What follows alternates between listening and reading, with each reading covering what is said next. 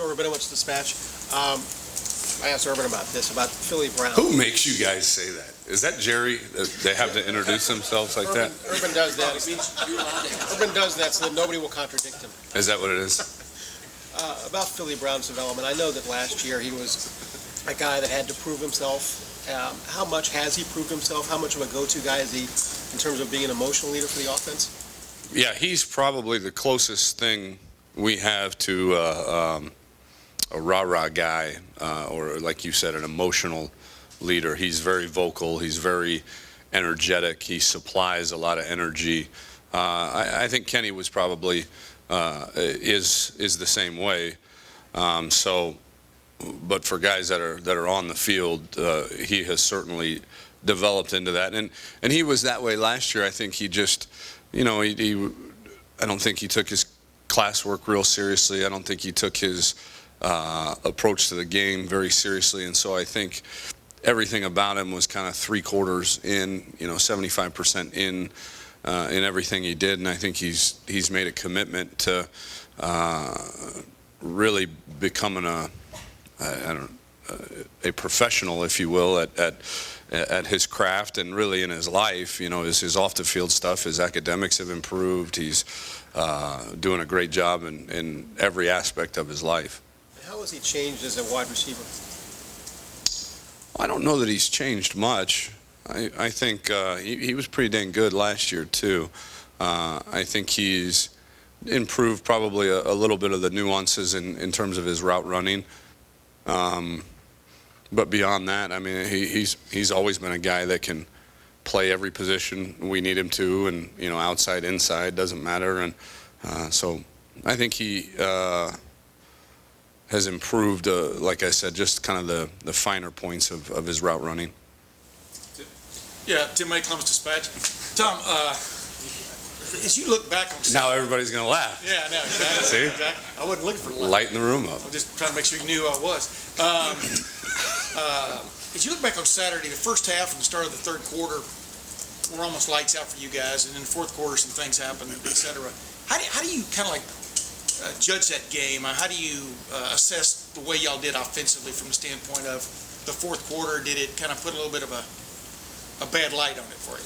No, I would we have liked to convert maybe a few more third downs and keep drives alive, absolutely. But I think what gets lost in the offense and defense and special teams, they're not mutually exclusive. We all work together, and when you have a 17-point lead in the fourth quarter, the way that you approach how you're going to call the game changes significantly. And I think any football coach up here, I would hope so, would tell you the same. Now, do the fans want to see everything they saw in the first quarter? Do they want to see that in the fourth quarter? Absolutely, good for them. But it's not going to happen. It's just not. We have a responsibility to win the game. We don't have a responsibility to put up X number of points or X number of yards. We have a responsibility to win the game. And at that point in the game and the way that the situation had dictated itself, again, up 17 points in the fourth quarter, there was certainly very justifiable reasons for approaching the game the way that we did there in the final quarter. The other thing, we were asking Urban about this. Jordan Hall was your leading ball carrier going into the game. He had a very limited role, and it seemed like that was planned, obviously, or I don't know. Just how do you balance all of that as you go from game to game? And yeah, it wasn't planned. I think the plan was to increase Carlos's role. There was no doubt about that. I don't think had we gone into the game and said, hey, Jordan Hall's only going to get one carry, that's not what we intended. So we did not plan for that, and by that happening, that's our fault, my fault for that happening as you go through the course of a game, and he's such a good, he's not going to stand there and say, put me in, coach, all that stuff. So you kind of fall back into some habits, at least as a play caller, as a position coach, Coach Drayton, Coach Meyer, and then you look up at the end of the day and he's got one carry, and it's like, you know what, we got to do a better job next week of making sure that we chart how many plays he's in and how many times he's touching the football, because he's good enough and deserves that. And we failed him a little bit there, but it certainly wasn't by design. When did you guys discover y'all were going to be a good deep throwing team this year? I mean, and just obviously you pull the trigger on our, you call those shots fairly often now, it looks like. Just where did that come about, and where's that confidence coming from? What's the old adage? Necessity is the mother of invention. You know, we had to be. You guys saw how people started playing us the latter half of last year, and you know, in order for us to be able to be who we want to be, running the football, we had to make that a viable threat. And so we worked our tails off all spring, all off season, all two-a-days to make sure that we were effective, if not proficient, at throwing the ball down the field when people wanted to load the line of scrimmage to stop the run. And so I don't know if there was a defining moment on when we found out we were good at it. We just, you know, continued to practice it and still got a long way. I mean, we missed a couple that, you know, the numbers would have probably been off the charts, you know, it coulda, woulda, shoulda. You know, the game is about what you did, not what you could or should have done, but we're getting better. We're getting better. Austin Ward, ESPN.com. Tom, it seemed like there were a couple throws. You said you missed a few opportunities, but I'm thinking of Braxton's throw to Devin, the touchdown. It seemed like that wasn't a throw that maybe he could have made a year ago. Is that a fair assessment? I think it's a throw he wouldn't have made. He could have made it, absolutely could have. He wouldn't have made it because he didn't trust himself.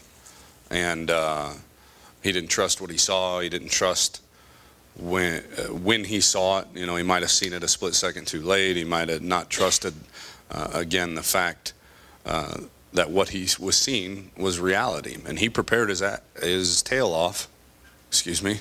He prepared his tail off all week long to really hone in on Wisconsin's defense and figure out what they were doing. And in fact, we had designed that play. I don't want to get too detailed, but actually that play versus that coverage was designed to go to Philly in the slot.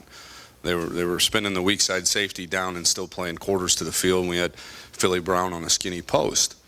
But in essence, that had left Devin one-on-one, and Braxton said as he made the play fake, he saw the safety spin down, and just kind of out of the corner of his eye saw Devin make a move on the corner and knew he was going to have Devin in that separation, and then drop back and obviously put the ball exactly where he needed to put it. And so, again, the kid physically is not much different than he was last year, but mentally and consistently,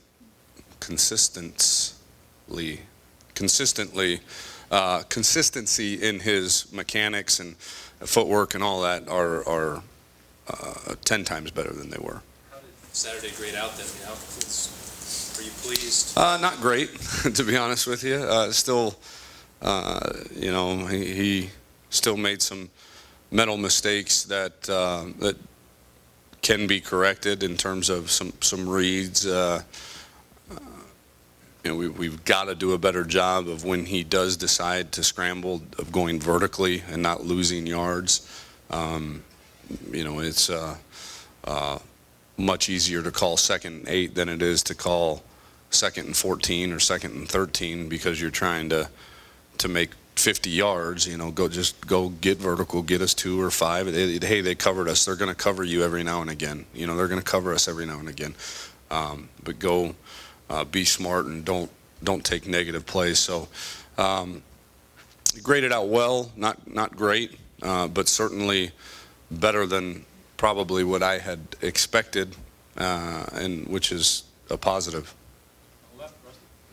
Bill Rabinowitz, Columbus Dispatch.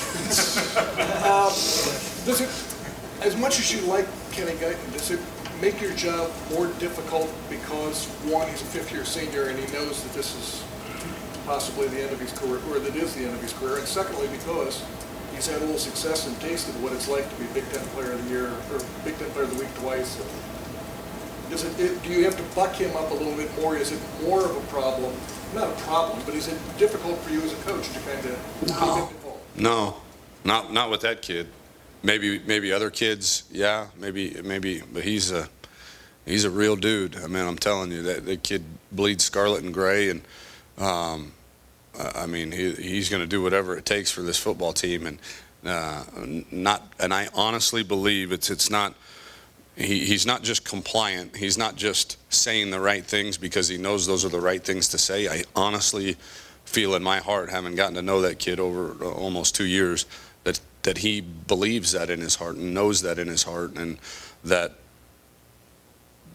fully trusts us as a staff to say, this is what's best for the team, and let's move forward. And you got it, Coach. I'm in. I trust you, and I agree with you. It's not harder to move back into the shadows after you've kind of been out in the bright lights? For me, it would be. For you, it would be. For him, it's not.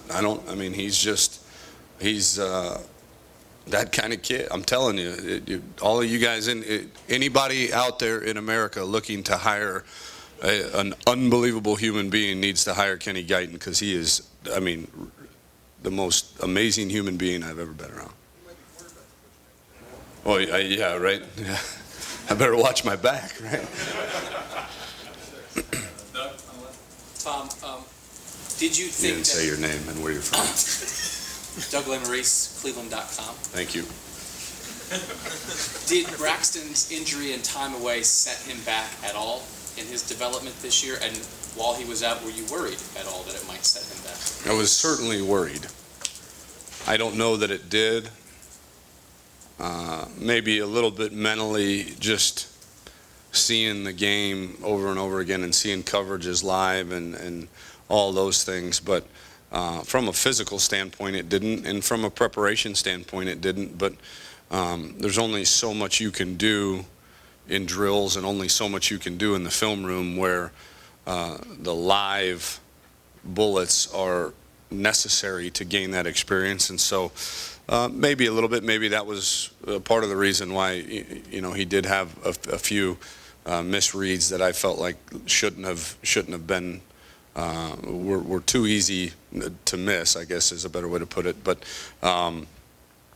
so I don't think he's been set back as much as I was worried that he would be.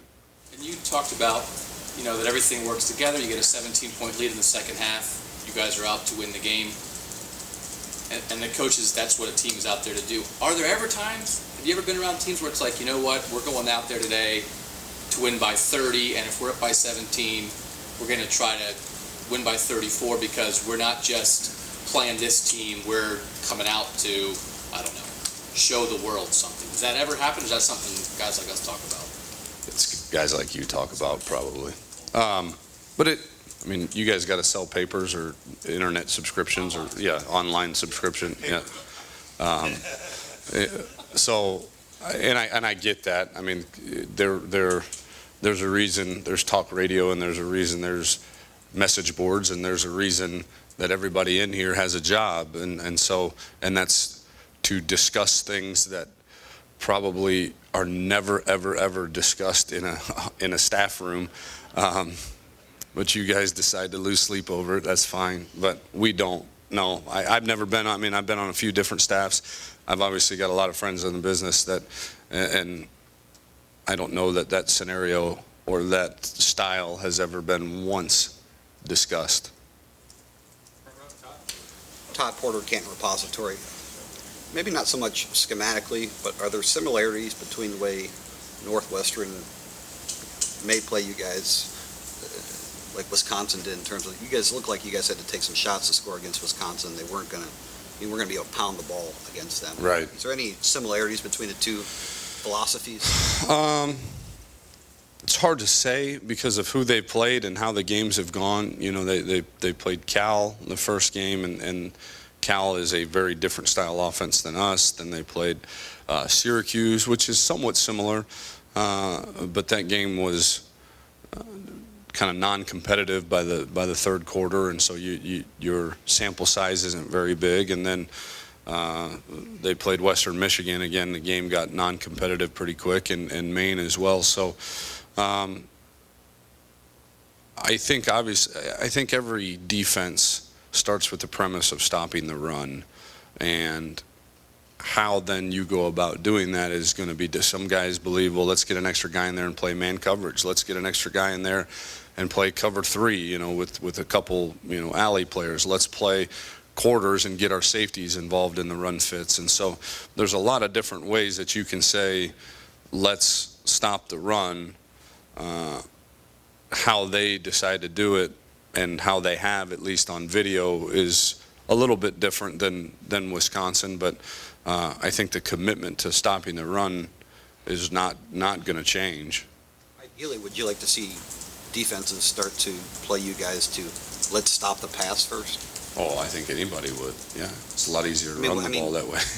Are you guys sort of, I guess, progressing towards that as an offense? I don't know that we ever will. Not with who we have at quarterback and running back and the offensive line and our philosophy. We're not going to throw it 50 times a game. And when we throw it, it's because you have inhibited our ability to run it.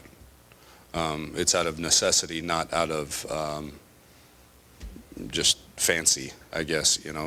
Hey, let's call a pass play here. No, we're going to run the football on first and second down, and then when you take that away, then we have to have some counters to that, some answers to that. Well, Herman, thank you very much. That's all we got. Thanks, guys.